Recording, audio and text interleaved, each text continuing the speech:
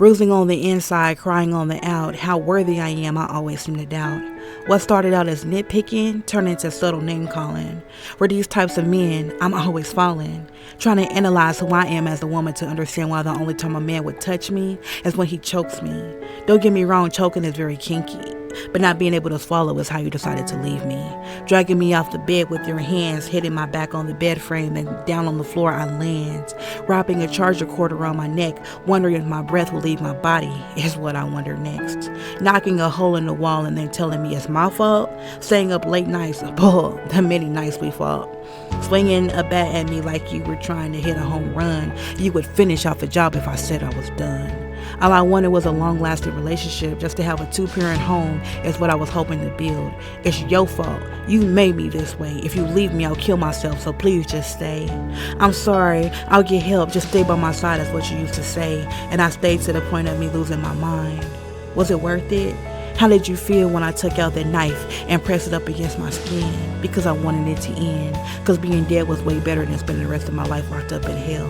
Threatening to shoot me because you thought I wasn't being loyal. Then when I packed up my kids, you called the police on me. That really made my blood boil. You backed me into a corner many a times, and I made many excuses for you and couldn't see through the blurred lines. The cheating and the infidelity wasn't enough to leave you. That bitch actually thought you would leave your family. Girl, you was a side boo. Getting her pregnant and keeping it a secret. Her telling me she doesn't want the baby and we could just keep it. Is that what you wanted? Did she make you happy? But my choices to not give you up just came back to slap me. Our kids being accustomed to seeing their dad yell, fuss, and scream, kicking me out the car and leaving me on the side of the street. This is what you want them to learn? Even when disciplining them, you were always so stern. Running away many a times, having to leave my kids behind, calling the law to make you stop, trying to get me to leave before my body dropped. I always believed in fighting for what I loved, but the one person I should have been fighting for, I neglected. How could I be so dumb? You telling me countless of times nobody will want you with 3 kids. Well, let me tell you, honey, you wrong, cause they did. Choosing to leave was out of my hands. It was kill or be killed is what I was thinking in my head. Going to therapy, making jokes about my life, watching my therapist try to analyze me as she sits there and writes. She says, what are your deal breakers? I was confused on what she meant because I didn't have any. I was such a giver and only dealt with takers. Your daughter is watching you. You have the power to leave because one day she will grow up and she will meet a Steve. Not the Urkel Steve. This one won't be sweet. And if you don't leave your situation, she gon' get her ass beat. How dare you say that to me? How dare you be truthful telling me all the things I needed to hear? Because I needed to snap back into reality and stop living in fear. It's not just about me anymore. It was 3 kids we were hurting right down to the core. I needed to leave, but I kept finding reasons to stay. Lord, please just get me out this marriage safely, is what I used to pray. Thank God for a loving friend and my youth pastor for guiding me to a light. By myself no more, I didn't have to fight. Trying to leave you and packing up my kids once again, that was a risk to take and a hard battle to win. You're not a victim.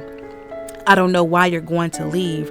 There are real victims out there. You're the enemy. If you leave, you'll just cause death on someone else who actually needed it. Then the blood will be on your hands. Now listening to him got me back in my head. Am I a victim? Am I being dramatic?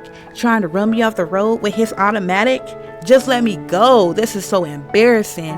Everyone standing around while you're tackling me to the ground. Nobody trying to help me when they see I'm going down.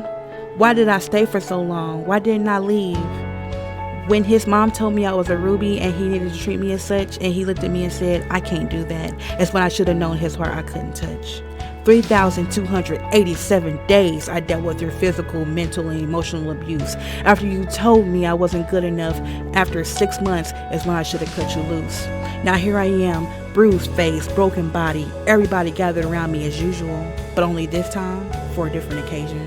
They're bringing me flowers, tons of roses, coming to see me like I'm Moses. It's the day I always knew could come.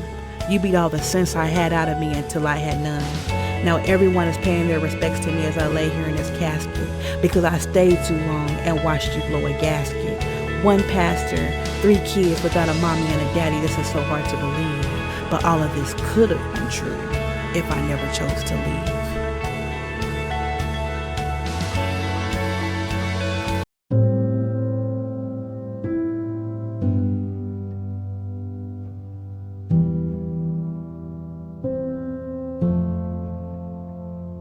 Will my heart ever find its way back home? Will the tears that I saved for years take hold? These streets that once were paved in gold are letting memories go